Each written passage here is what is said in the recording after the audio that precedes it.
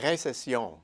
Difficile de croire que le terme est de retour dans les conversations des acteurs du monde des affaires. Pourtant, c'est le cas, et ils sont nombreux à s'inquiéter de la possibilité d'un repli généralisé de l'activité. Peu importe la probabilité que ce scénario se concrétise, la crainte est alimentée en partie par la perception du manque d'outils en matière de politique pour contrer les essoufflements de l'économie. Dans les pays de l'OCDE, la politique budgétaire est en mode réparation et, sur les marchés émergents, elle suscite des inquiétudes grandissantes. Quant à la politique monétaire, elle est accommodante depuis 7 ans. Advenant un recul de l'activité, notre boîte à outils ne serait-elle vraiment d'aucun secours? Avons-nous épuisé toutes les ressources qu'elle contient? À vrai dire, une récession isolée s'installe déjà. Consultez les entreprises évoluant dans les secteurs miniers, pétroliers et gaziers et elles vous diront que le terme récession est plutôt faible. Les nations productrices nettes ont déjà payé les prix de fort de ce repli en 2015, perdant les milliards de dollars en revenus attendus en raison du plongeon des matières premières.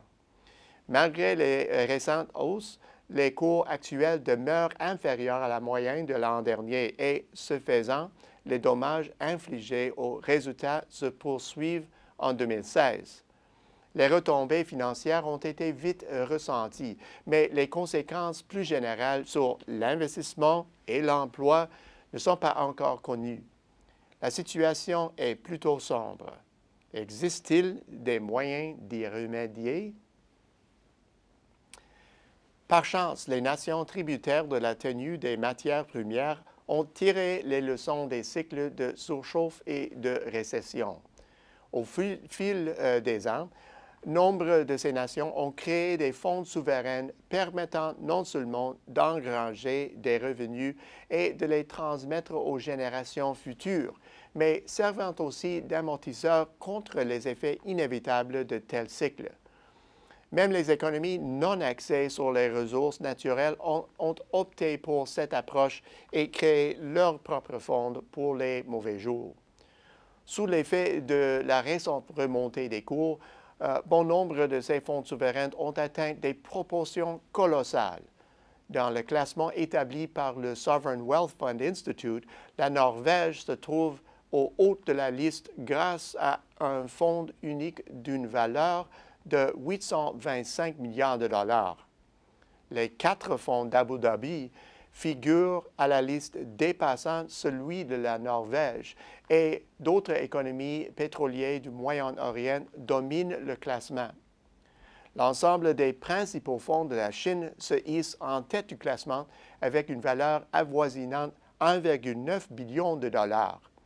Voilà, à tout égard, des sommes extraordinaires. Parallèlement, la glissade des cours des produits de base a exercé d'intenses pressions sur ces fonds. Compte tenu de la vigueur soutenue des cours des produits de base ainsi que de l'évolution du contexte économique et politique, les économies disposant de ces fonds souverains ont l'une après l'autre pris des engagements budgétaires reposant sur la persistance de cours élevés. Les cours seuil de rentabilité budgétaire sont de loin supérieurs aux cours seuil actuels de rentabilité pour les matières premières. Au début 2015, le FMI a fixé ce seuil à 100 $ et plus le baril pour 6 nations pétrolières de la région du MENA et pour la Russie et aussi pour la Venezuela.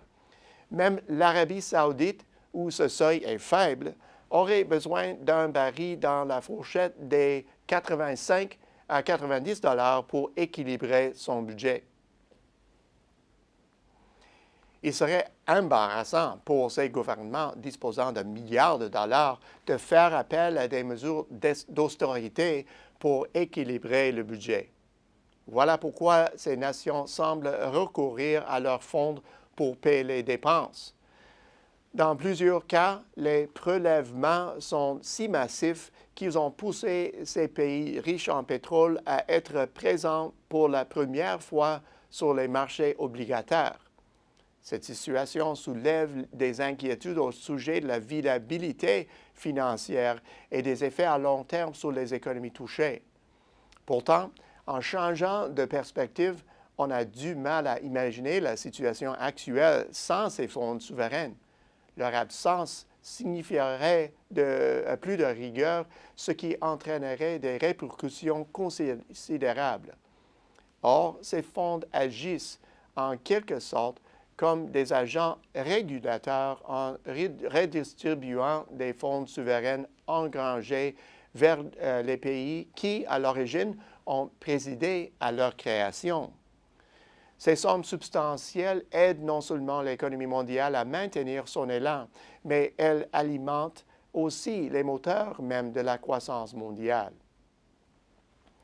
Au cours actuel des matières premières, ces flux ne sont pas viables. Les fonds viendront à s'épuiser ou bien les gouvernements décideront unilatéralement d'endiguer les flux. Toutefois, il est possible qu'une croissance généralisée prenne la relève et donne une impulsion à l'activité globale d'une manière qui permettra une remontée en douceur des cours des matières premières et, ce faisant, freinera plus naturellement l'hémorragie touchant les fonds souverains. Voilà probablement un vœu pieux, mais c'est en fait ce qui se passe aujourd'hui. Sans doute, tout ce qu'il faut à la croissance, c'est un peu plus de temps pour repartir de belle façon. Au bout du compte, vous pensiez que le monde ne disposait plus de sources pour relancer l'activité? Détrompez-vous. Les fonds souverains atténuent une partie des effets néfastes des violentes fluctuations des cours et de la faiblesse localisée.